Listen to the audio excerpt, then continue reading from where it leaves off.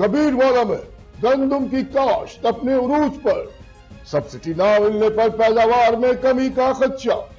इस हवाले से तफसीलात जानते हैं अपने नुमाइंदे मोहम्मद मुजाहिद शाकिर की इस रिपोर्ट में। मुल्क भर की तरह तहसील कबीरवाला में भी गंदम की काश्त का अमल अपने अरूज पर है।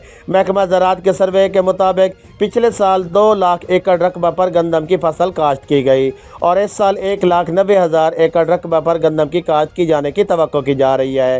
हालिया आने वाले सैलाब की वजह से जहां किसानों को पहले ही बहुत ज़्यादा नुकसानात हो चुके हैं, वहीं अब इनके लिए महंगी खाद, डीजल और ज़रूरी अद्वियात खरीद कर गंदम काश्त करना मुश्किल दिखाई दे रहा है।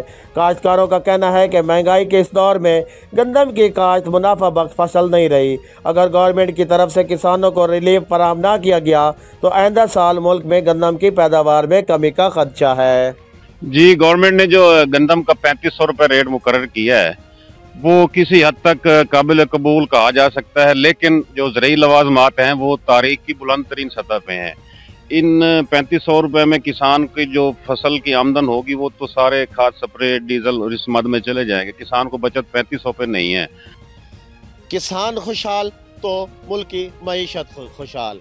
किसानों का हुकूमत वक्त से मुतालबा है कि खुदारा खाद, डीजल और गंदम के जो बीज हैं इनकी कीमतों को कंट्रोल किया जाए ताकि ये बर वक्त अपनी गंदम की जो फसल है इसकी काश्त को यकीनी बना सके। कैमरा टीम के साथ Mujahid Shakir Sargana, bureau chief, Faiz news network, Multan division. आपने रिपोर्ट मुलाहिजा की। मजीद खबरें और अपडेट्स जानने के लिए देखते रहिए Faiz news network. Faiz news, Faiz सबके लिए।